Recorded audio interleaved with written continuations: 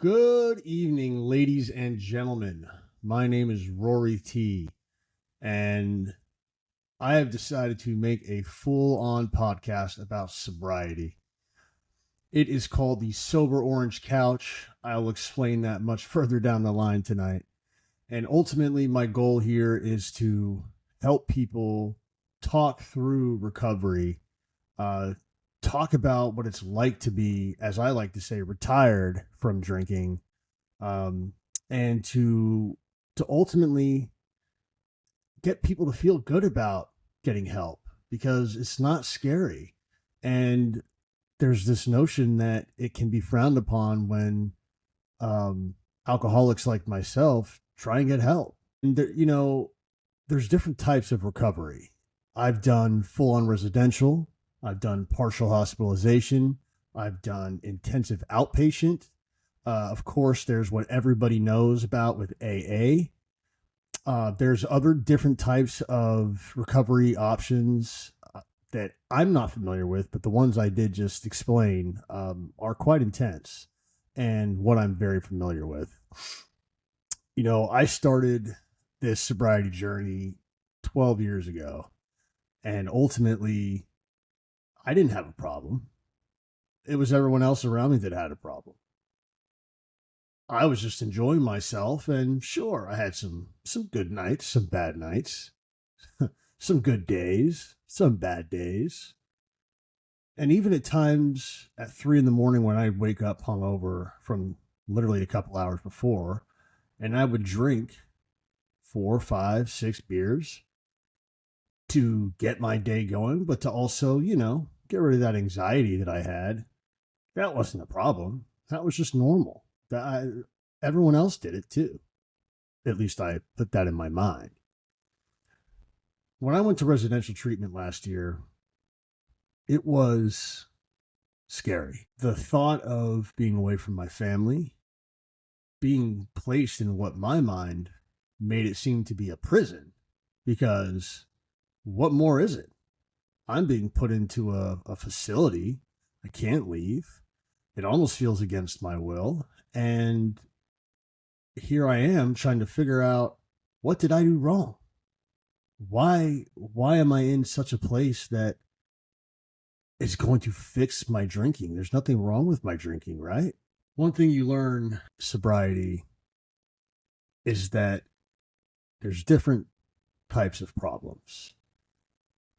I had many underlying problems that I used alcohol as a tool. It was the easiest tool to pick up to hide everything.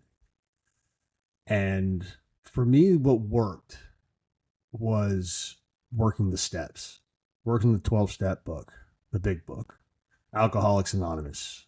Pretty much everyone's heard of that. And anyone that hears who is a normie, which is obviously the term for normal people who can drink, Alcoholics Anonymous is what's helped me.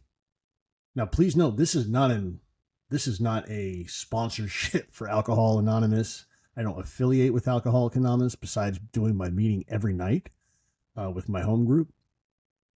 But it's just an example of one of the ways that I have failed time after time trying to get help. I went into PHP, which is partial hospitalization, which was essentially a Monday through Thursday, 9:30 a.m. to 3:30 p.m. shit show is basically all I can call it. Again, you're put in on a full-time basis where pretty much everyone in there has to quit their job, and you're doing that full time. It's not an easy thing to do. And what I've noticed through these things when, with partial hospitalization or intensive outpatient treatment, which is essentially 3 days a week, depending on your program, for a few hours at a time. What I've noticed with PHP and IOP is when you start these things off, you're so nervous, you're scared.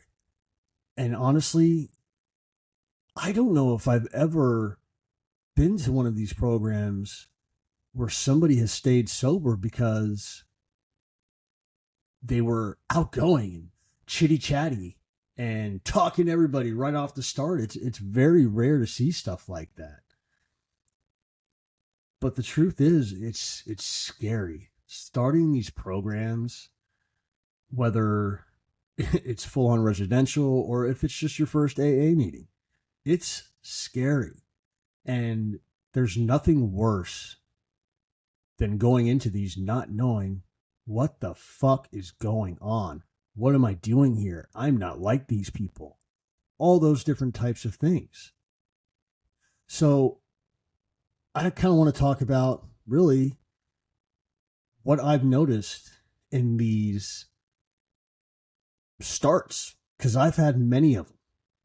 In 12 years, I have tried multiple times to be sober. Quite frankly, I didn't want to be until now. So what it's like to start, it's hard, man. You go into these rooms and everyone there is trying to keep to themselves, except for the ones that have been there. They're so friendly and they look so happy, and it's like, fuck those guys. What are they so happy about trying to get sober?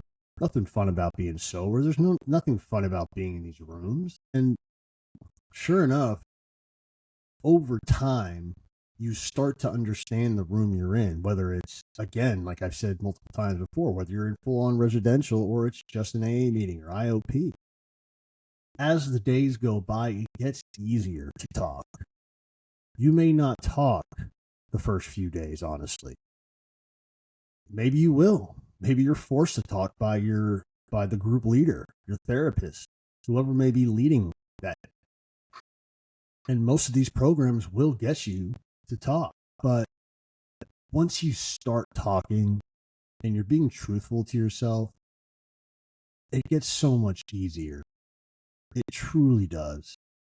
Talking about this stuff and being able to understand the shortcomings that made us who we are and got us to where we are today, it's vital. And, you know, it's funny because in my recent intensive outpatient, there was a couple people in there that they talked all the time. But at first you're like, shut the fuck up, let someone else talk.